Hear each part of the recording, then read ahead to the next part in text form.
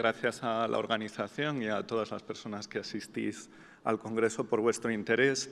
Siguiendo en esta idea de los edificios para todas las personas, digamos, contar esta parte de la normativa que tiene que ver con el ahorro energético, pues está mucho más relacionado de lo que parece. En realidad, el objetivo que tiene este documento básico es lograr los objetivos que se plantean a nivel de la Unión Europea y de la ONU o objetivos más globales, que es mantener en unas condiciones aptas para la vida del planeta o por lo menos aptas para la vida de las personas.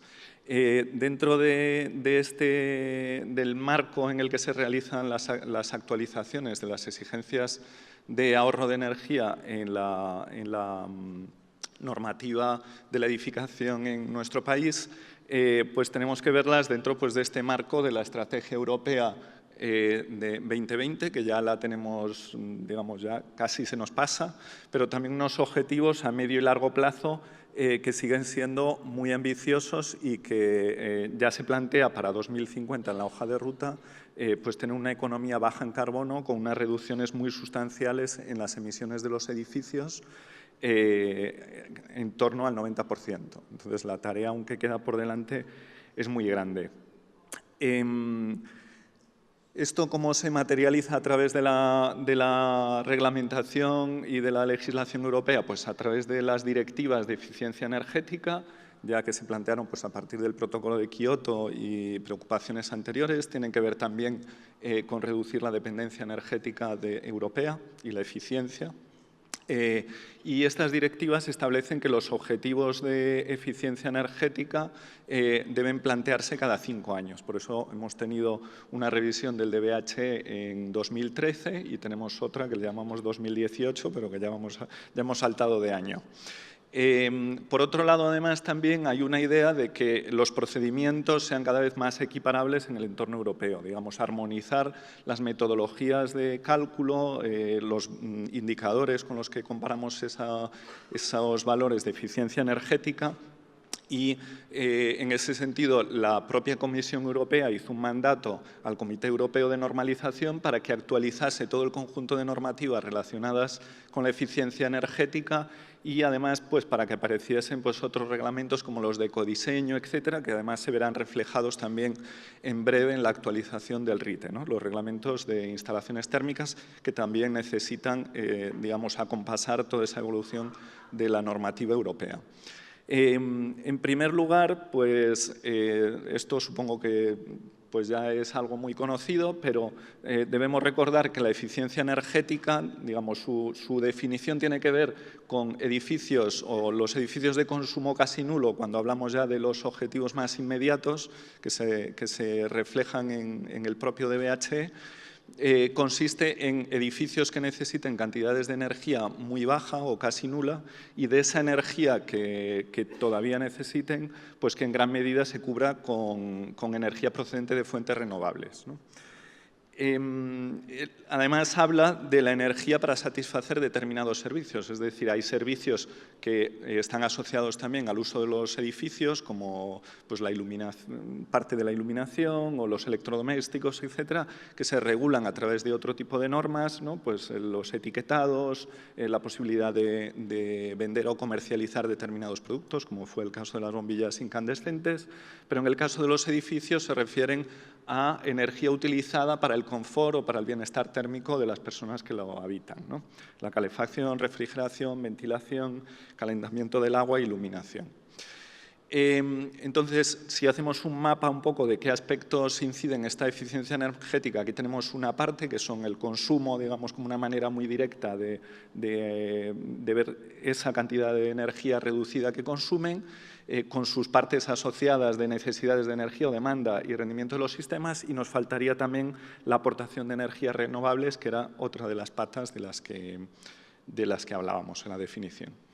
Esta evolución de la normativa se ha venido reflejando desde hace mucho tiempo, ¿no? Desde las primeras normas que tenían que ver más con las crisis energéticas debidas a las crisis del petróleo, etcétera, y con la evolución de la reglamentación, yendo cada vez hacia exigencias digamos, más prestacionales, es decir, lo que queremos es reducir el consumo de energía y que el consumo de energía sea más de origen renovable, y que inicialmente pues, se comenzaron implementando pues, en términos muy concretos, ¿no? Hay niveles mínimos de aislamiento o un tipo de envolvente térmica muy concreto, y que cada vez se ha ido avanzando pues eso, a requisitos que lo que reflejan es cómo debe ser el consumo de energía, qué aportaciones debe haber, sin olvidar que también debemos fijarnos en unas cuestiones de calidad mínima de la envolvente térmica. Vamos a ver aquí un recorrido que tiene que ser muy rápido por la duración de la presentación, un poco cuáles son los aspectos generales que han guiado esta modificación del DBH, y luego, pues finalmente también aspectos más concretos, ¿no? Para las personas que queráis pues, conocer algunos detalles más particulares. Una cuestión importante del sistema actual de indicadores, si lo conocéis, que bueno, lo podemos ver aquí atrás. No sé si esto tiene un puntero. No, bueno, veis que ahí en 2013 teníamos, dentro de los indicadores que regulaban el requisito, pues teníamos el consumo de energía primaria no renovable, es decir, qué cantidad de energía no renovable consume el edificio, y luego además teníamos como indicadores también muy importantes la demanda de calefacción y refrigeración. Y luego había criterios de calidad del envolvente como pues, unas transmitancias mínimas y además el uso de energías renovables. Digamos, un paso importante que se ha considerado necesario es irnos a indicadores de consumo, manteniendo criterios de calidad de la envolvente y que tuviesen impacto también en la reducción de las necesidades de energía, pero generalizar algunas de estas cuestiones que todavía tenían un recorrido para hacer más flexible la adaptación, para adaptarse mejor a la evolución tecnológica, en la que, digamos, ya no hablamos solo de espesores de aislamiento, sino que hay muchos más elementos en liza y es necesario que eso lo recoja la normativa. También había algunos aspectos que se echaban en falta. Voy a señalar aquí tres, así muy globales, y es, por ejemplo, el consumo de energía primaria no renovable es un elemento muy importante, pero no cuenta toda la historia del consumo energético. Es decir, podríamos tener una tienda de campaña como la que se veía en el dibujo. Lo vais a entender igual. Podemos tener una tienda de campaña que es muy poco eficiente en términos de consumo de energía, pero que con una aportación de energía renovable, pues la foto que veríamos, que ahora no vemos, pues es de un edificio tremendamente ineficiente por mucho que consumiese pocos recursos no renovables. No sé si hay... Fenomenal. Bueno, por otro lado, voy a continuar, aunque no se vea, porque en cuanto se vea lo vais a... no es tanto de leerlo muy en detalle. Por otro lado, hablaba que también utilizábamos como indicadores la demanda energética de calefacción y refrigeración, ¿no? O incluso de demanda conjunta. Bueno, depende del tipo de intervención, utilizábamos distintos tipos de demanda. Esta cuestión, por un lado, atacaba muy directamente las necesidades de energía, ¿no? Se reflejaban las necesidades de energía, pero tiene una dificultad grande, y es que al final estamos valorando el peso relativo de distintos servicios. Es decir, acotamos la cantidad de energía para calefacción, pero ¿por qué es más importante acotar la de calefacción o conseguir un ahorro en calefacción cuando a lo mejor es muy eficiente hacer ese ahorro en ACS o en iluminación? ¿Y cuál es el criterio para ponderar uno u otro? Digamos que hay un problema metodológico de que era necesario establecer unos límites, pero no siempre tenían en cuenta la dificultad para obtener esos ahorros. Por ejemplo, las necesidades de refrigeración con buen sombreamiento, etcétera, se podían conseguir prácticamente gratis y otros no. Entonces, tendría sentido apretar muchísimo la refrigeración cuando son casi gratis. Bueno, pues esa era otra dificultad. Otra también relacionado con la demanda es que digamos, el uso generalizado o la aparición de nuevas tecnologías mucho más accesibles, por ejemplo, la recuperación de calor, distorsiona mucho la imagen que dan indicadores como el de la demanda de energía, que no tiene en cuenta el impacto, por ejemplo, de esos dispositivos en otros consumos, ¿no? Por ejemplo, el consumo de ventilación, pues poner un recuperador era gratis en términos de demanda, solo tenía beneficios, pero no tenía ningún coste en términos de consumo de electricidad en ventilación.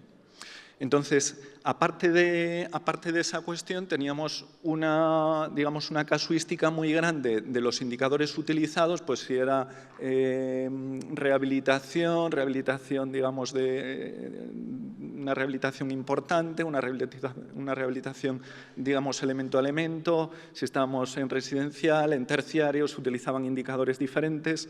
Entonces, esa también era una dificultad, primero, para tener una percepción de los niveles de consumo de los edificios, cuáles son los niveles normales y tener una percepción de cómo están funcionando.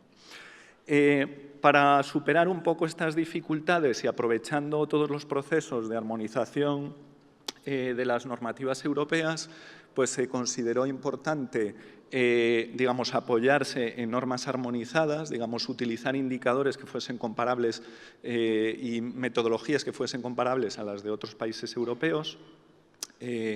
Con lo cual, una de las normas más importantes es esta, la 52.000 parte 1, que es una norma europea, pero que también se ha aprobado como norma ISO, que establece una manera de evaluar los balances de energía dentro del edificio, ¿no? Y, por lo tanto, pues proporciona una metodología para, digamos, para obtener indicadores de eficiencia energética. Normalmente habla de tres pasos, ¿no? Primero, evaluar las necesidades del edificio. Bueno, aquí veis como unos recuadros con unas flechas que hay abajo, os lo voy contando. Por un lado, evaluar las necesidades de energía del edificio, que deben ser lo menores posibles, es decir, queremos edificios que necesiten poca energía para funcionar. Por otro lado, que la energía que necesiten y los sistemas que utilizan sean eficientes, que sean capaces de convertir la energía que requieren, que la energía que se les suministre la transformen de manera eficiente en los servicios que se le demandan. Y, finalmente, que esa energía que se le suministra tenga el menor impacto posible en el medio ambiente, ¿no? Pues en términos de emisiones o energía primaria, digamos, cuánta energía necesitamos extraer del medio ambiente para lograr, pues, tener 1 kWh de energía concreta, ¿no? Eléctrica, gas o lo que sea, en esos edificios.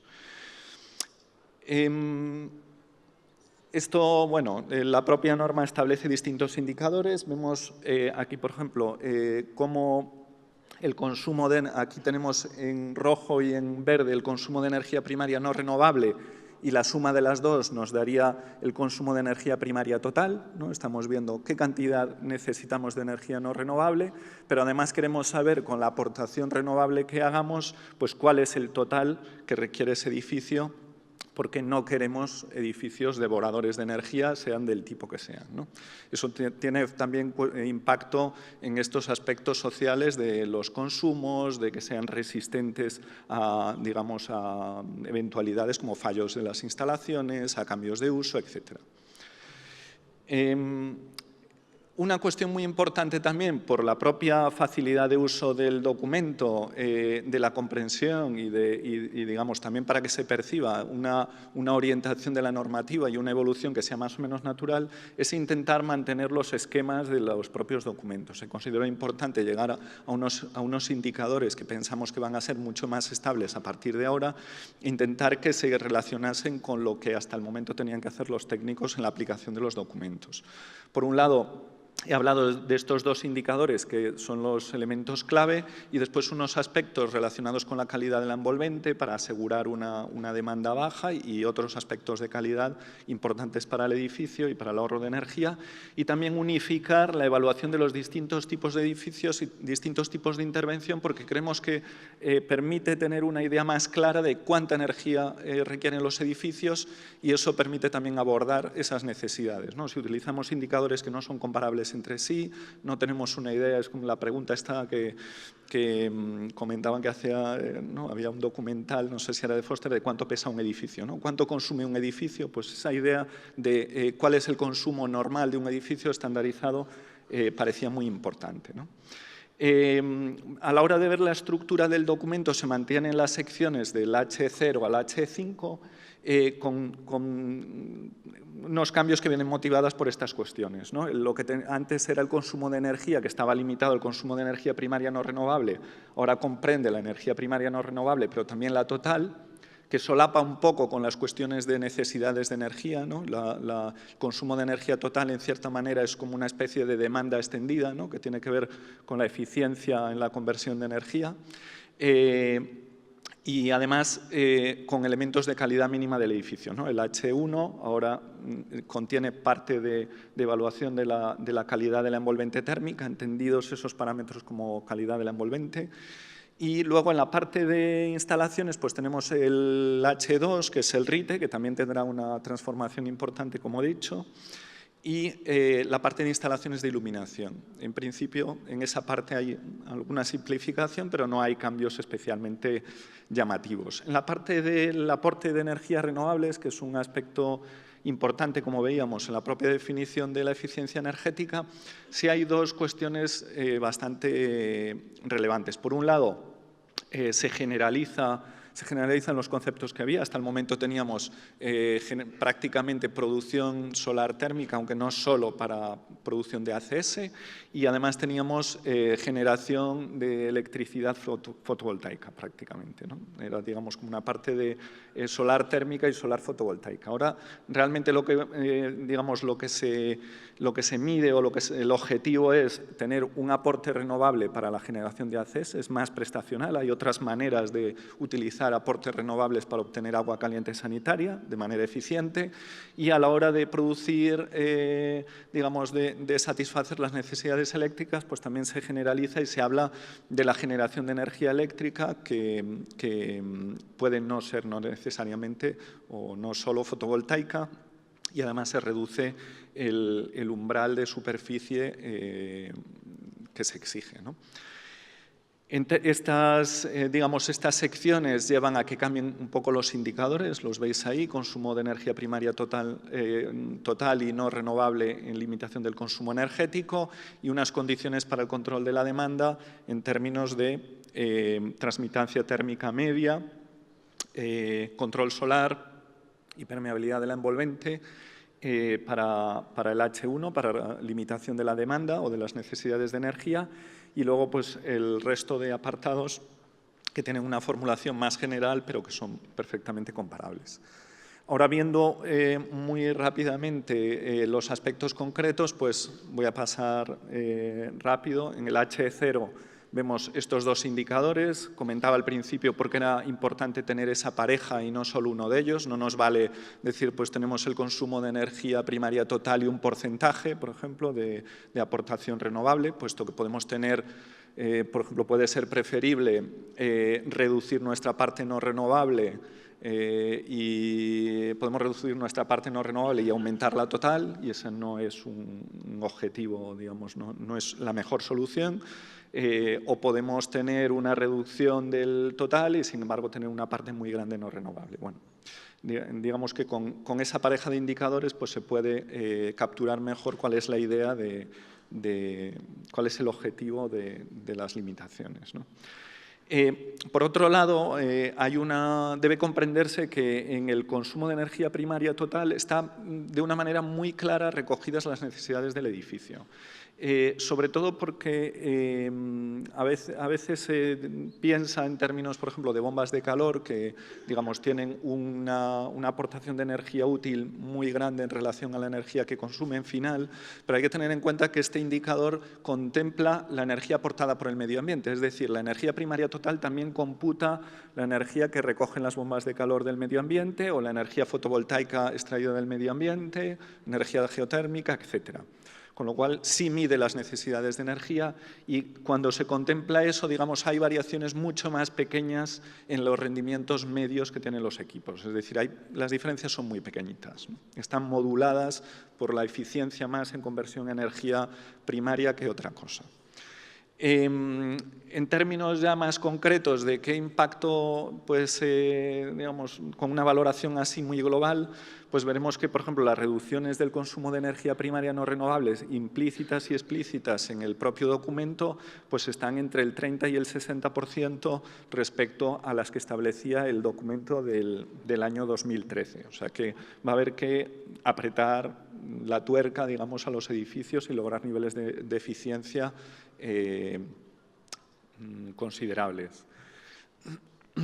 Estas son un poco como las tablas generales. Creo que como tendréis acceso a los propios documentos y presentaciones, pues voy a pasarlo más rápido. Además, sabéis que en la propuesta hace unos días nos comunicaron que, digamos, que el documento que había sido enviado a Bruselas para su aprobación ha vuelto sin ninguna incidencia, con lo cual, pues, digamos, continúa y esperamos que, pues, a lo más breve posible, pues, esté ya en vigor. Para facilitar la aplicación de este documento se va a actualizar la herramienta que pone a disposición el Ministerio para la aplicación reglamentaria y se actualizarán el resto de herramientas disponibles. Estará disponible, hay una versión de prueba que apareció para la fase de información pública.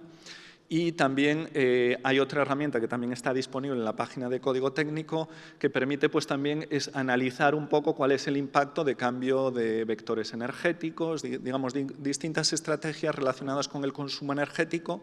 Y bueno, en esa página pues, tenéis acceso a la herramienta, tiene una ayuda en la que detalla pues, cómo utilizarla para el diseño, entender más cosas sobre el balance energético, etc.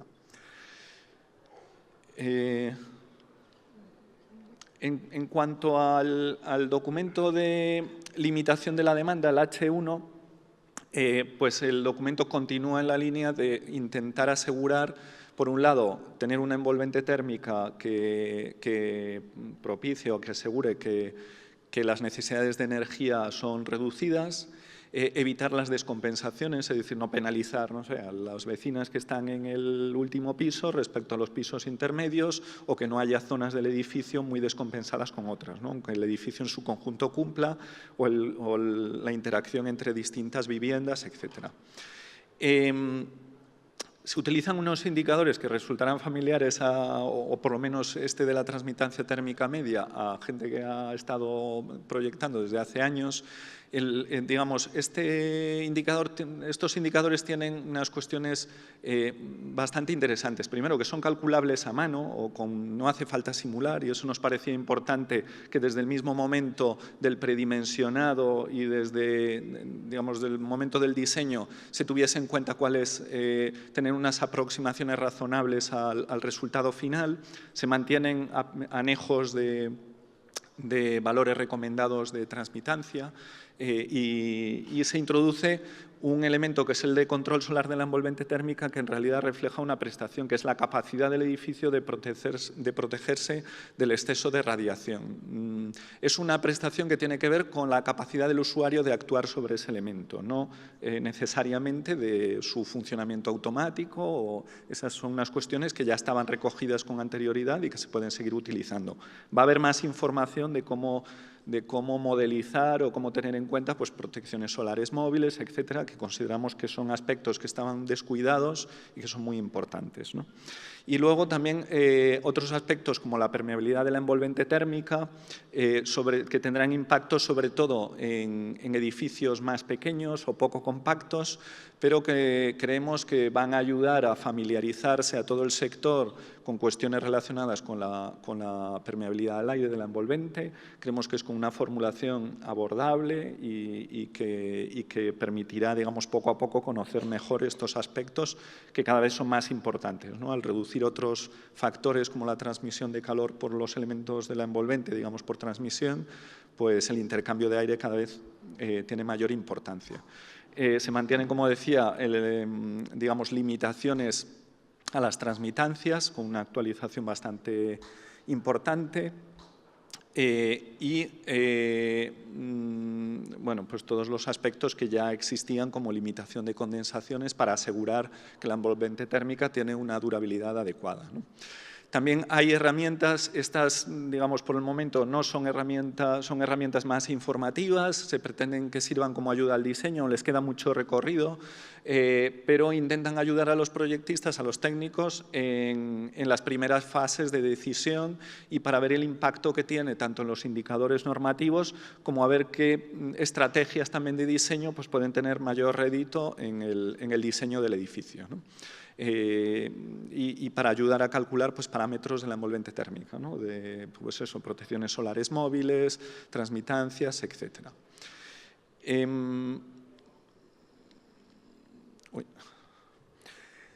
El RITE, como comenté, tendrá que actualizarse, es el H2. Hay todas las actualizaciones que tienen que ver sobre todo con las normas de ecodiseño, que es otra de las patas que veíamos de la actualización de las directivas, que establecen unas condiciones mínimas para los productos relacionados con la energía en toda la Unión Europea, todo en el mercado europeo, que impide que se vendan productos que tengan unas prestaciones inferiores a las que se establecen en esas normas. Digamos que las prestaciones que se están pidiendo ya son, en la mayor parte de los casos, muy superiores a las que establece el propio RITE, con lo cual ahora mismo no es el elemento limitante. Entonces, pues es previsible que en breve pues, también haya alguna actualización que recoja las limitaciones que hay de facto y las ordene de alguna manera, ¿no? Por otro lado, en las instalaciones de iluminación, como comenté, no hay, digamos, novedades de especial relevancia, que se ha simplificado un poco, pero no hay diferencias grandes con lo que tenemos ahora. En la contribución de energía renovable para cubrir la demanda de ACS, sí hay un salto grande en la mayoría de los casos, puesto que se va a exigir en torno a un 70%. Puede haber una pequeña variación, digamos, se está viendo si se cambia un poquito, pero es de ese orden de magnitud. Y además pues, se exigirá que exista un sistema de medida de energía suministrada para que los propios usuarios tengan información sobre la cantidad de energía renovable que se está aportando al sistema. Por otro lado, la parte de producción mínima de energía eléctrica, sobre todo lo que se hace es reducir la superficie mínima con la que se exige la prestación, digamos, es en terciario, pero es ahora a partir de 3.000 metros cuadrados. Y por otro lado, pues también se establece un límite que tiene que ver con la superficie de cubierta disponible, pues también para acotar un poco la cantidad de producción que se entiende razonable. Quería comentar también que existen, ya para ir terminando, que en la propia web del Código Técnico hay mucha documentación que desarrolla más estas cuestiones de cuál es la motivación de las distintas decisiones que se han ido tomando a la hora de desarrollar el propio documento, pero también enlaces a estas herramientas de ayuda para los proyectistas y también otras, como por ejemplo un documento de aplicación, un documento de ejemplos de aplicación del propio DB, pues para hacernos una idea de qué órdenes de magnitud tenemos pues en aislamientos, en proyectos que son más o menos normales, el impacto que tienen la utilización de unos u otros sistemas, digamos en casos que se ha entendido que son normales, no casos especialmente singulares. Entonces, ya para concluir, pues quería comentar que, por un lado, una cuestión importante es que se mantiene el esquema del documento de 2013, es una cuestión importante para facilitar la aplicación y la transición, pero se incluyen nuevos indicadores y, además, pues se hace uso de forma generalizada de normativas armonizadas, ¿no? Por otro lado, entendemos que este paso, digamos, intenta consolidar esos indicadores y que de futuro, pues probablemente lo que veamos es pues, cómo van variando los niveles máximos exigibles y puede haber pequeñas variaciones, pero que en principio creemos que estos indicadores dan una imagen bastante completa del comportamiento energético del edificio y cuál debe ser su limitación. Y, por otro lado, es muy importante entender la eficiencia energética en términos de la evaluación que hace el DBHE como un balance entre la energía producida in situ o en las proximidades y la energía consumida para un conjunto de servicios muy concreto y teniendo en cuenta cuáles son los vectores energéticos que se utilizan, ¿no? Cuál es su impacto en términos de emisiones, energía primaria, etcétera. Y, por otro lado, pues también que, como siempre, la normativa establece los mínimos aceptables, pero que hay un recorrido muy grande y que se pueden hacer edificios mucho mejores, ¿no? Simplemente delimita cuál es el mínimo aceptable, ¿no? Y esto es todo.